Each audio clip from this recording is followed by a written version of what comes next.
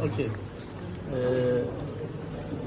I had a very good meeting with Pasquale about the cooperation. If you let me, I prefer to speak in Persian language, and after that, my assistant will translate to Indonesian language for me.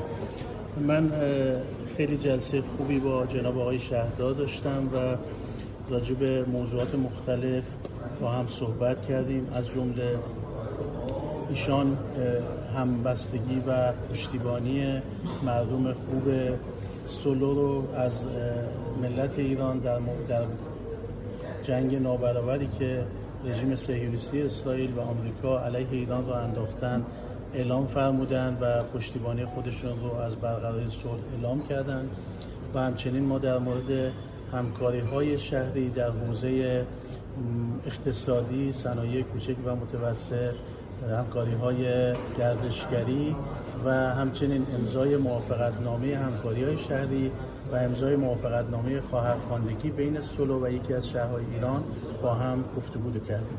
Pertama saya ucapkan terima kasih. Hari ini saya berkesempatan untuk bertemu dengan yang terhormat wali kota dari kota ini. Tentu kami membicarakan berkaitan dengan banyak hal.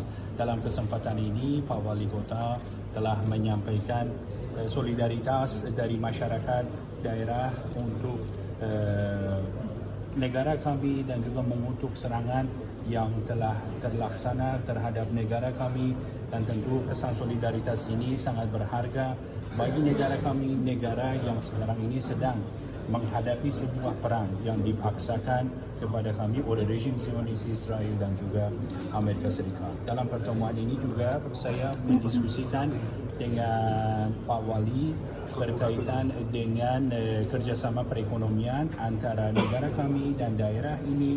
Kami membicarakan kemungkinan untuk bisa kerjasama perekonomian, perdagangan, kerjasama menatang ini mungkin menjajaki sebuah kesepakatan untuk tahap selanjutnya atau mengadakan kerjasama sister city antara Surakarta, Solo dengan salah satu kota yang berada di Republik Islam Iran. Hal sister city yang bisa dikerjasamakan antara kedua kotanya؟ چه شهری رو شما در نظر دارید؟ شهر سولو یکی از شهرهای بسیار تاریخی، گردشگری و صنعتی و فرهنگی اندونزیه و ما تیمی رو در سفارتمون مستقر کردیم که اونها مطالعه بکنن و شهری که همتای شهر سولو باشه، هم از نظر جمعیت، هم از نظر اهمیت اقتصادی، فرهنگی، تاریخی و گردشگری بتونیم شناسایی بکنیم و به جناب والی کتا برای خواهرخواندگی معرفی بکنیم. Tentu Solo merupakan sebuah kota yang penuh sejarah, sebuah kota yang amat penting dari segi sejarah, latar belakang peradaban, budaya dan ekonomi yang berjalan di kota ini. Kami akan membentuk sebuah tim di kedutaan Iran akan menjajaki kota yang mana di Iran yang memiliki karakteristik yang sama, yaitu dari segi sejarah, peradaban, kebudayaan dan ekonomi. Kemudian kami akan mengusulkan kepada yang kami hormati Bapak Wali Kota. Target realisasi untuk sister city? Oke, insyaallah اتفاق setelah ya insyaallah setelah kita berdoa semoga ini cepat selesai. Kita berdoa supaya pesan persahabatan, perdamaian ini akan segera selesai dan ini akan membawa dampak yang baik bagi kedua belah pihak, bagi warga Kota Surakarta. Mungkin ada data terkait anggota TNI yang meninggal di Lebanon. متاسفانه رژیم جنایتکار اسرائیل هیچ قوانین و اصول اخلاقی و بین المللی را رعایت نمی‌کنه در جنگ. حافظان صلح مسئولیت دارند در تمام جنگ‌ها در تمام کشورها. متاسفانه رژیم اشغالگر قدس، رژیم اشغالگر اسرائیل به محل نیروهای حافظ صلح اندونزی که برای برقراری صلح به لبنان رفته بودن حمله کرد و چندین نفر از اونها رو آسیب زد که 3 نفر از اونها به شهادت رسیدن. ما بابت این قضیه بسیار متاسفیم، با دولت و ملت اندونزی اظهار همدردی می‌کنیم و در روز گذشته در اکانت‌های سفارت ما تسلیت خودمون رو رسما به دولت اندونزی اعلام کردیم. امیدواریم که نیروهای حافظ صلح همه کشورها و مخصوصا اندونزی همیشه سالم باشند و امیدواریم که کشورهای در حال جنگ مسئولیت این نیروها رو رعایت کنند، هرچند اسرائیل به همه حمله میکنه و هیچ اصول اخلاقی رو رعایت نمیکنه. Tentu rejim Zionis Israel merupakan sebuah rejim pembunuh yang melakukan langkah-langkah keji, tidak patuh terhadap peraturan mana di dunia. Tentu mereka bahkan menjadikan sasaran pihak atau tentara atau pihak yang telah dipersiapkan untuk menjaga perdamaian. Ini merupakan sebuah hal yang tentu harus dikutuk. Kami beberapa hari yang lalu melalui saluran resmi media sosial Kedutaan Besar Republik Islam Iran telah mengutuk keras pembunuhan yang terjadi yang menyebabkan anggota dari Tentara Nasional Indonesia mencapai tingkat kesyahidan atau gugur syahid dan meninggal dunia. Kami sudah menyampaikan empati kami dan juga sudah mengutuk hal ini dan juga menyampaikan belasungkawa yang mendalam kepada bangsa dan pemerintah Indonesia atas insiden ini. Tentu bagi pihak-pihak yang terlibat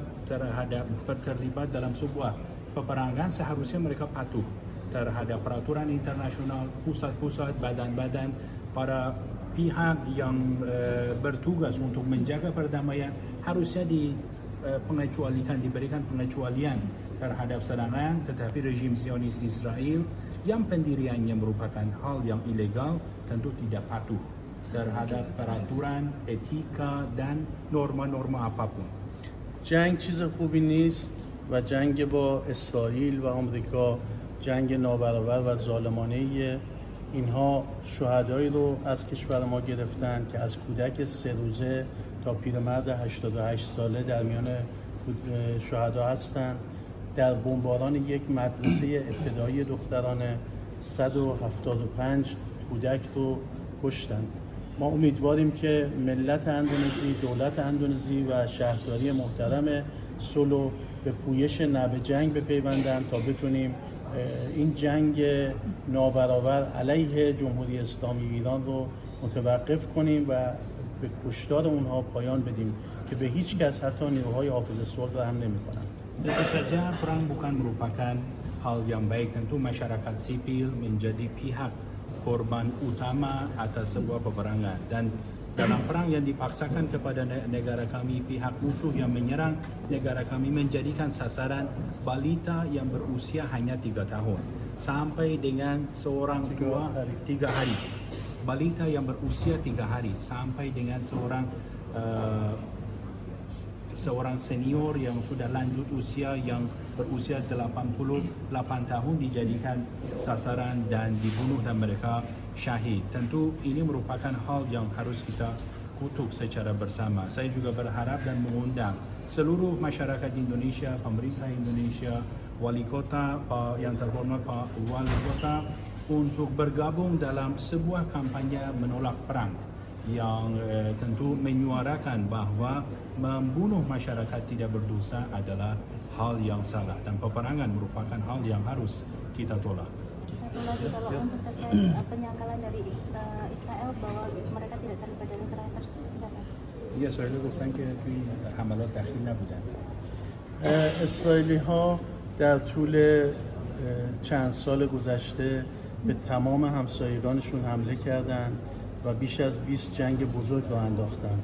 خود مردم دنیا قضاوت میکنند که آیا اونها برای مسلمانان حرمتی قائلند، برای جان مسلمانان حرمتی قائلند یا نه. اسرائیلی ها به مراکز دیپلماتیک حمله میکنند، به مراکز صنعتی، زیرساخت ها، مدارس، بیمارستان ها، مراکز حافظ صلح. چه کسی باور میکنه که اونها هیچ اصولی رو در مسائل بین المللی برای حملات خودشون رعایت کنند؟ دروغ میگن، حمله میکنن و باز هم دروغ میگن. Rejim Zionis Israel selama eksistensinya yang ilegal hampir menyerang seluruh negara yang berada di tetangganya dan telah memulai begitu banyak perang di kawasan kami. Rejim ini memulai perang dan juga menjadikan masyarakat yang tidak berdosa sebagai sasaran utamanya. Mereka membuat perang, menyerang masyarakat yang tidak berdosa, berbohong bahwa kami tidak melakukan, berbohong kembali dan kembali melakukan. به لبنان، به جنوب لبنان چه کسی به غیر از اسرائیل حمله میکنه؟ لبنان که کشور دوست ماست و همپیمان ماست و ما هیچ دشمنی با لبنان نداریم.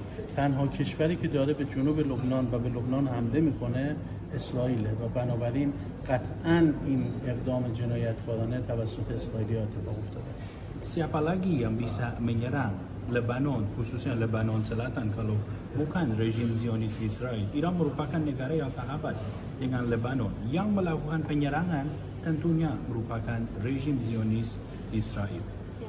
Terima kasih. Mau ke Masjid Agung ini.